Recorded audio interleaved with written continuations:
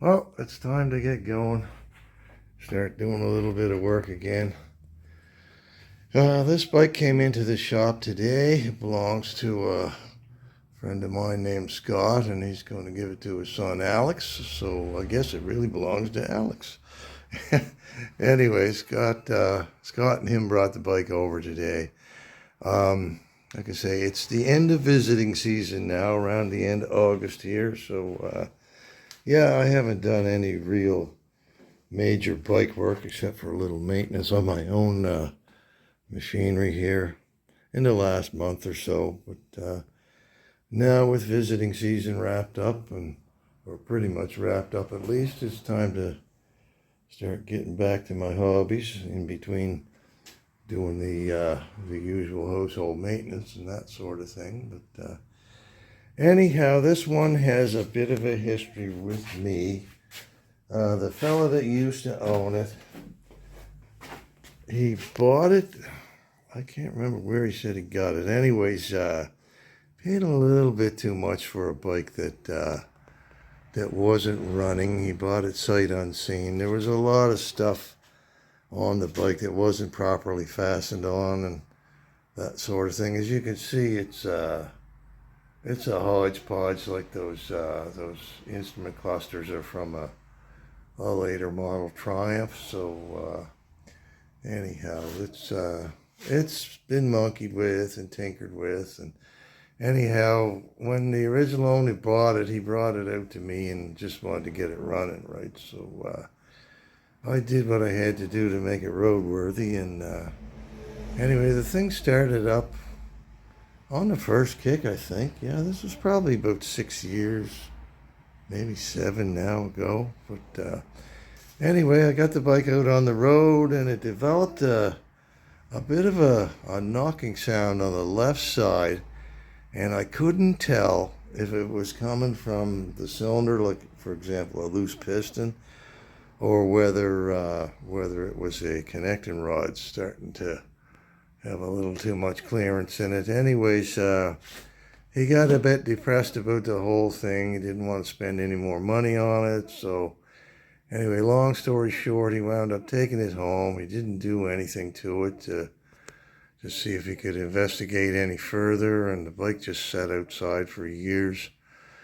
Anyway, he wound up giving it to his buddy Scott, and as I mentioned, Scott and Alex brought the bike out here today. So the next thing, or I guess the first thing for me to do to this will be to pull the top end off the engine, do a little bit of investigating, finding out just exactly where that little rapping sound is coming from. And anyways, we'll go from there. I want to make sure that I give Alex a good solid machine that he can drive, that the engine is not going to fly apart on him the first time he goes down the road. So anyway, we'll get into it and we'll find out what's going on inside of it. Okay, then I've decided the first thing I should do is do a compression check on this, just to see what sort of a state the engine's in after sitting so long. It was 5 years, actually. I went back over my old videos and I found the startup for this bike was about 5 years ago. Anyway, that carburetor here on the right hand side was stuck, and you can see why it was stuck, because of all that white corrosion that was in there from water getting into the carburetor. So anyway, I'm going to jump up and down on that pedal about 12 times with the throttle open and see what kind of compression pressure I get out of this. Okay, well, that's reading 160 psi. There's certainly nothing wrong with the right-hand cylinder. So let me swap that compression tester over to the other side, and we'll try the left-hand one. There, now that left cylinder, I don't know if you can see that or not, but that's showing about 135. So it's not as high as the other one, and there's quite a discrepancy between the two of them. But seeing as this bike has sat so long, it could be just down to a little bit of rust on a intake valve seat or something like that. We'll have to wait till the engine's actually run up to make a final decision on that compression. But it's nice to know where you're starting when it comes to this sort of thing. So that's certainly pretty good compression for both cylinders. I like to see them within about 10% of each other, but that's still quite acceptable. But I still have to get in there and try to find out what was making that noise. Anyhow, at least for now, I know that the engine's got decent compression and the valves are holding. Okay, well that's a little start anyway. Got the tank off, took the center bolt out to keep from poking myself in the eye with that when I'm working on it. Anyway, the tank itself, the gas in there, of course, was 5 years old, so it was getting pretty stinky. However, the inside of the tank doesn't look like it got too rusty or anything. There's a little bit in there. But that's going to clean out really easy with a little bit of that acid solution that'll mix up. It probably won't take any more than an hour to clean that tank. But meanwhile, I drained the old gas out of there. I put that in a 5-gallon diesel jug that I have, and of course it's marked old gasoline, so I know it's not diesel fuel. So anyway, after that I put about a liter of used motor oil in the tank and sloshed it around. That'll prevent it from rusting any further at this time. So meanwhile, I'll just set that up there on top of the old ultrasonic cleaner, and there it shall set till I'm ready to put it back on again. So I've got the carburetors off in preparation for stripping the head, but I'll just show you those. Let's see, this is the one that came off the left side. You can see there's a little bit of rust on the tickler, but that's not a big deal. But inside it looks nice and clean and shiny, just like when I put it together for them. And there's very, very little play on that mixing chamber slide. Same with this one here, very little play on the slide. You can see where it got water in the carburetor and it's caused a bit of corrosion in there, but still these carbs will clean up. There's nothing wrong with these carburetors, and I don't know why he thought it would be a good idea to buy a new set of ammo premiers when there's nothing wrong with the ones you've got on there. But anyway, I won't bother putting those old ones back on, because the guy that owned it before Scott got it, he did buy a nice new set of ammo premiers, so I'll put those on there. But putting new carburetors on a motorcycle with an ignition problem is not going to solve that issue, and putting new carburetors on an engine that's making a knocking noise is not going to solve that issue. But anyway, it'll be good to put on the engine when I get it back together. I'm going to carry on now and get the exhaust pipes off here next, and we'll go from there. Excuse me. All right, let's see now. Got all the head bolts removed from the head. Need to get the rocker, not the rocker arms, the push rods out of the way so you can get the center bolt out.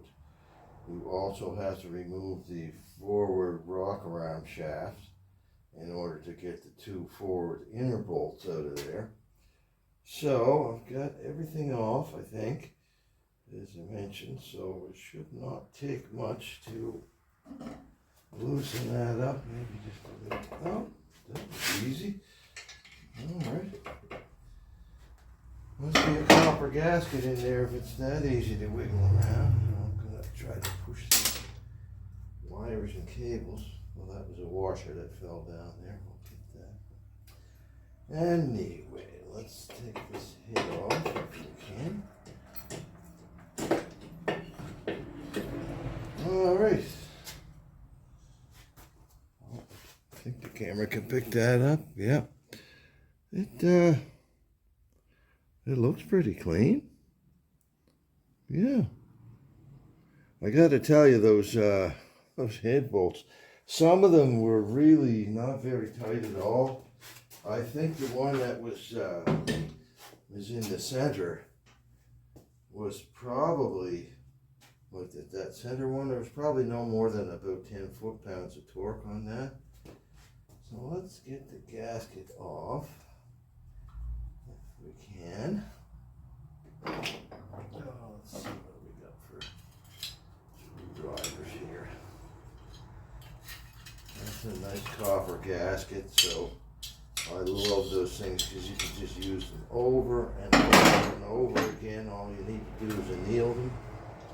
And that's something you should do even if you get a new kit with a new head gasket in it. If you're using copper gaskets, even brand new ones should be annealed. But, anyway, this one looks very, very serviceable.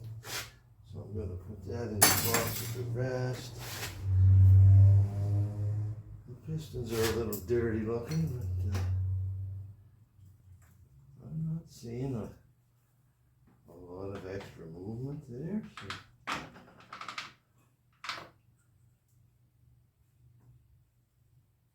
Anyway, we'll have to wait and get the cylinder off before I can check those piston clearances, because we've either got a loose piston or we've got a bad connecting rod, so or a bad connecting rod bearing, I should say. So I'm going to take the bolts off the flange on that cylinder, and we'll take that off of there. Let's see what's under that. Okay, let's look down here at the flashlight before I do anything else. At first glance, the cylinders look pretty good, but I don't know if you can, where's my camera at? Here we go, yeah. Okay, when you look at this cylinder, down toward where the piston is, there's a lot of a gray area there, and I think you can see those marks on the cylinder walls. This has had water in it at one time, and it was probably seized up. Let me just take you around the other side, and we'll have a look at the other side of that bore. Like I say, the left bore here is actually pretty darn good looking, although that's the one that's making the noise. But let's look over here on the right one, and again you can see those marks on the cylinder walls are fairly deep, where there's been some etching going on from water being down in there. So there's probably a pretty good chance that this bike was actually seized up at some point, and they freed it up and they got it turning over. But anyway, it's let me get back at that cylinder base and get those nuts off of there, and we'll see what happens when the cylinder comes off. So I got all 8 of those little nuts off the flange on the cylinder. Got the cylinder all loosened up, so it should be just a matter of pulling it up off of there. So yeah, let's see what happens. Come on, baby. Nice.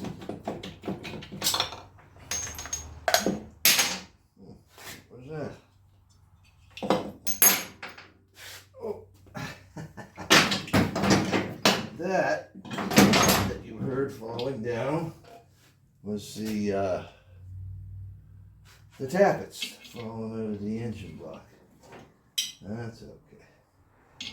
Let me just pick them all up and put them back in place. They're supposed to have a little snap ring that fits in that groove right there. But quite often when people take them apart, they don't bother putting the snap ring back on. I gotta confess that I'm one of those people too. It's just not worth the effort. So anyway, put that back in place. I'm going to have a look at the inside, the bottoms of the cylinders, see what they look like. Yeah, like I said, you can see those watermarks quite plainly in there. I won't bother showing them again because they look pretty much the same as they did from the other angle. But, anyway, let's rotate the engine so that the pistons come up here. Now, there's a couple of things I want to check here. One, of course, is piston clearance within the cylinders. What I'm looking for is the skirt size compared to the cylinder size. But there's something else I'm going to do right now that's going to tell me if I need to go deeper into this engine or whether I could possibly get away with just doing the pistons alone. So that involves holding the connecting rod up against the cheek of the crank and tipping the rod back and forth. And I can move that one quite a little bit. And this isn't the one that was making the noise. So let me try the left hand one. Again, move the connecting rod up against the cheek of the crank. Oh yeah. I can move the tip of that connecting rod back and forth probably 1/8 of an inch. So that's telling me that that rod bearing down there on that left side is definitely shot, and the right one isn't far behind. So, like I say, I'll still measure these pistons. They may be usable, they may not, but actually, now that I think about it, I'm probably going to have to get a reboard done on these cylinders because that staining on those cylinder walls, I don't like the looks of that, and I'd like to know that I had the right clearance in it. So now I know where I stand. The engine has to come completely out of the frame. I'll have to completely split the cases and get right into that crank and rebuild that crankshaft. And I'm just going to see. I can't move the crankshaft back and forth, at least not any amount that I can feel, so maybe the crankshaft thrust is alright, but I'll be changing. When I do this, I put all new main bearings in there with it. I don't know if I'll have to get the crank reground. I'll have to measure it, see what size it's actually at. If there may be damage to the crank, there may be no damage to the crank. I don't know until we get it out and we can measure it. But anyway, for now, the next thing to do is take the engine out of the frame and split those cases. And I think that will be a job for another day. Meanwhile, be good to each other. Thanks for watching. All right. Quick little epilogue here. Engine is out. You can see I use a little floor jack to help me lift them out of the frame.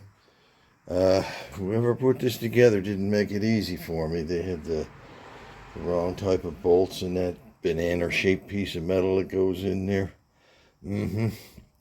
Anyhow, there's another thing that I found. The bushing for this connecting rod was actually loose in the bore, quite loose. So that was probably where I was getting most of the noise from on this side. Some may have been coming from the bottom end, because I can actually feel a little tiny bit of up and down movement on that.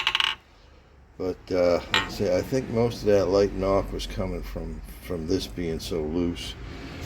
So anyway, it's time to start taking that apart, and that'll be a job for another day. Again, thanks for watching.